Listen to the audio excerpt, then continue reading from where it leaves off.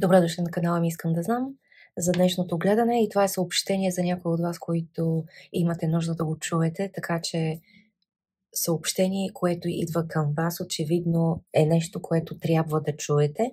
И преди това да кажа само за тези от вас, които се интересуват от семинара, който започва тази седмица, този петък, все още можете да се запишете, свържете се с мен. Под видеото има данни, координати, как да се свържете с мен на имейл или телефон. Свържете се, ако имате желание да започнете семинара този петък с мен. И така, нека да видим какво е съобщението, което толкова много имате нужда да чуете.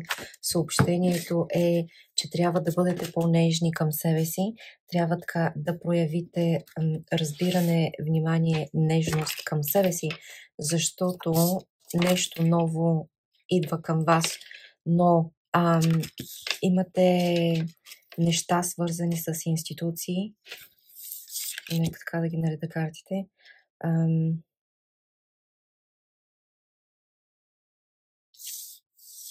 Добре, така ще ги наредя.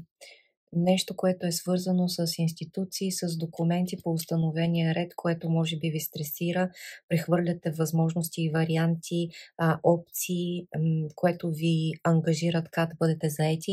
Ще вземете правилното решение, не се притеснявайте, ще вземете решението, което ще ви доведе до вашата независимост, самостоятелност и започва нов цикъл, нов момент, етап, период в живота ви, което може би малко ви стресира.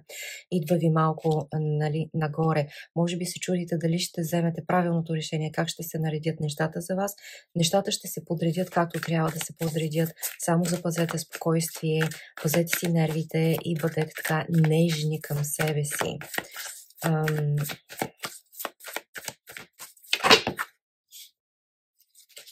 Какъв ще бъде изходът от ситуацията? Изходът от ситуацията ще бъде, че решението, което ще вземете, така както ще се подредят нещата, ще бъде най-доброто за вас. Сега, дали работата, дали какво търсите, не знам, но ще бъде свързано с човек или с обстоятелства или работа, които отговарят, пасват на вас и са точно за вас.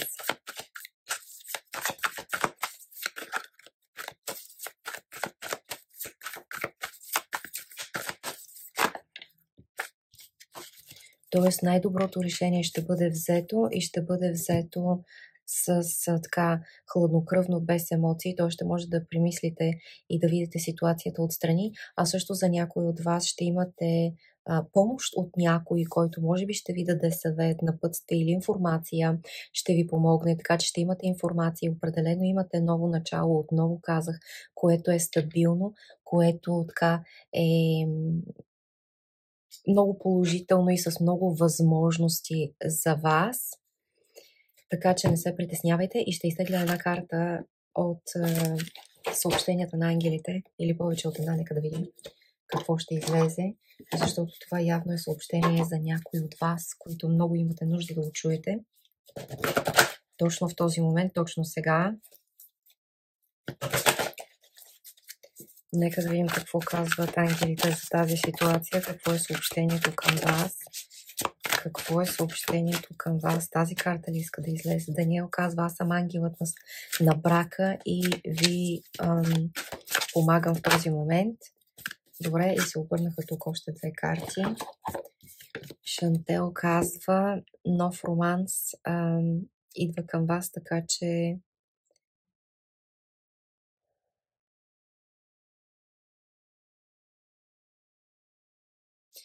нов романс, нещо, което може би от минала връзка се възстановява отново или нещо ново идва към вас. Бъдете отворени да получите, да давате и получавате любов. Прекрасно съобщение. И Архангел Юриел казва, че емоциите ви се лекуват, чувствата ви се излекуват, в процес на излекуване са, което ви помага да отворите сърцето си към по-голяма любов и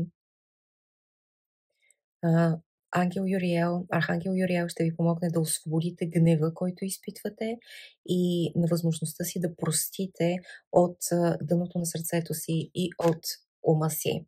прекрасни съобщения. Наистина някой има нужда очевидно да чуе това съобщение. Така ми дойде, така че публикувам го в момента, в който го гледам, в момента, в който правя това редене и гледане, да ви помогне и да стигне до вас с тези послания, за да успокои сърцето и ума ви.